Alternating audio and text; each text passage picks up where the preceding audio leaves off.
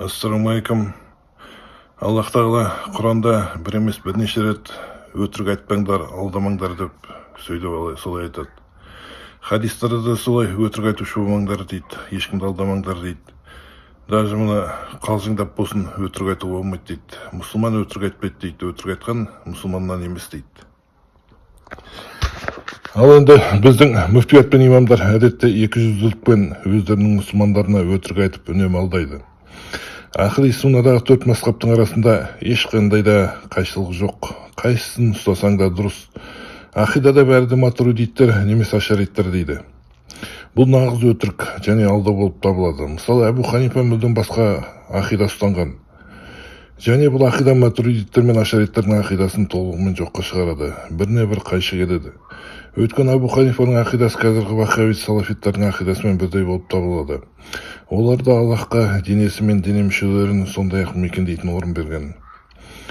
Сондықтан біздің имамдар әрқашан Әбу Ханифаның ұстанған ақидасын жасырып, 200-лікпен өз мұсылмандарын алдап келеді. Біз ханафитпіз, ақидада матуридитпіз деп. Миларыңыз осыңдаршы, сектанттар, қалай ханафит боласың?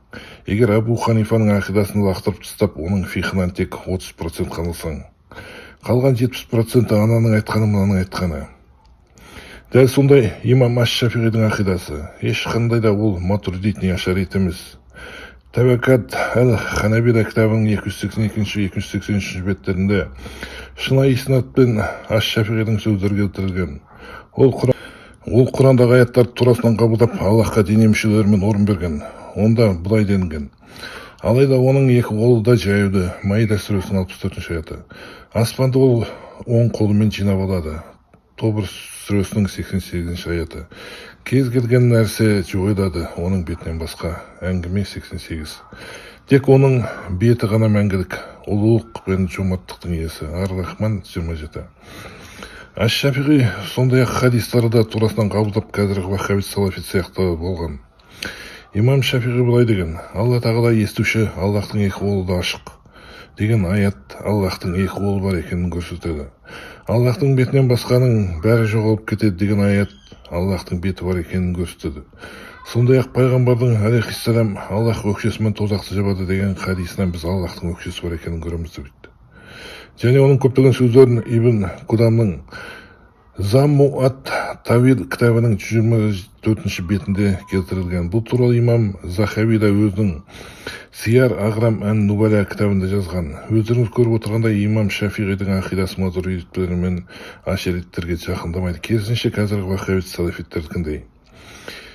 Ахмад Хамбалдың кітабы Михна кітабының 68 бетінде имам Ахмад былай дейді: Аллах өзін өз қалай сипаттады, бізде солай сипаттауымыз керек. Оның шегіне шығып кетпей дейді. Имам Ахмад былай деп айтқан: Истива бұл атрибут әрекет, бұл атрибут мәні жоғары асқақтау және көтерілу. Ол былай деді: Аллах тағала аршты жасамай тұрып жоғарыда болған. Өйткені ол әр нәрсенің, әр заттың үстінде. Ахмад тағы былай дейді: Ол арштың үстінде, ал оның білімі барлық жерде. Бұл туралы Әбу Насыр ибн Сижиби айтқан. Өздеріңіз көріп отырғанда имам Ахмадтың да ақидасы матуридиттер мен ашариттерге сәйкес келмейді. Имам Малик та былай деген: Аллах аспанда, оның білімі барлық жерде дейді. Бұл туралы Ибн Абдул-Бар өзінің Тамхид кітабында атап өткен. Және имам Лалакай Шарх Усулил Итикат Яхулу Сунна уа Джама кітабында жазған. Бұл сөздерді Абу Дауд Масаил имам Ахмад атты кітабының 263 бетінде келтірген. Сондай-ақ оның Абдуллах бин Ахмад ас-Суна кітабында 11 бетте және Ибн Абдул-Бар ат-Таухид кітабының 7 томының 138 бетінде келтірілген. Сондай-ақ имам Абдул-Бар мына тарихи оқиғаны келтіреді. Имам Маликтен адамдар Аллахты сот күні көре аламыз ба деп сұрайды. Сонда ол былай жауап береді: адамдар Аллахты көреді деді. Аллах Құранда бұл туралы былай деген: Сот күні кейбір адамдардың беттері әдемі және жарқырайтын болады. Және олар өздерінің Құдайын көреді. Өздеріңіз көріп отырғандай матуридизм мен ашаризмнің иесі имам Маликке де жақындай алмайды. Бұл төрт мазхабтың негізі ең бірінші такфиризмнің негізін қалаушылардың бірі болған. Өйткені олар өздерінің қатысқандардың бәрін оңды солды кәпір деп атаған. Мысалы, Әбу Ханифа былай деген: егер кімде-кім мен Құдайымның қайда екенін, аспанда немесе жерде ме екенін білмеймін десе, ол кәпір болады деп саналады. Дәл сондай-ақ егер біреу Аллах аршта, бірақ мен арш аспанда немесе жерде екенін білмеймін десе, ол да кәпір болып саналады деп есептеген. Әбу Ханифаның бұл сөздерін имам Захави әл-Уруқ кітабында, имам Ибн Қудама әл-Уруқ кітабында келтіреді. Сондай-ақ имам Ибн Абу әл-Из да Шарх Тахауида келтірген. Бұл сөздер Әбу Ханифаның Фихул әл-Абсат кітабында да бар.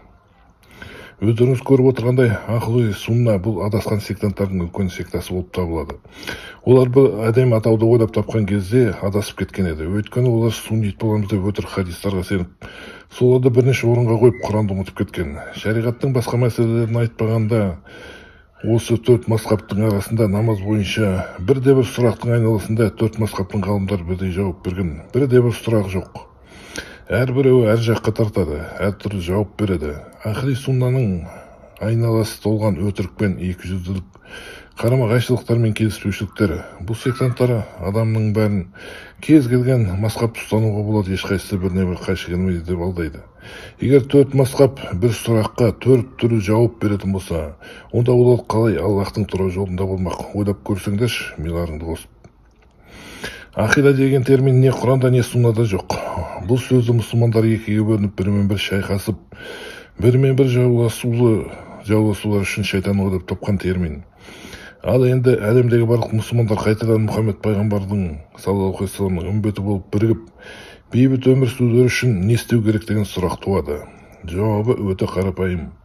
Адамдардың шатпағына ермей, өз секталары мен мазхабтарын тастап, тек қана Аллахтың шариғаты жазылған Құран мен Құранға қайшы келмейтін суннаны ұстау.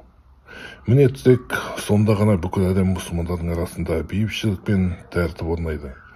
Қорытындылай келе барлық сансыз, шексіз және шетсіз мадақтың бәрі тек әлемдердің иесі жалғыз Аллах қалайық. Аллах біздің пайғамбарымыз Мұхаммедті, оның отбасы мүшелерін, оның серіктерін және олардың соңынан ерлердің бәрін өзінің сүйікті ұлдары етіп жарылқасын. Амин.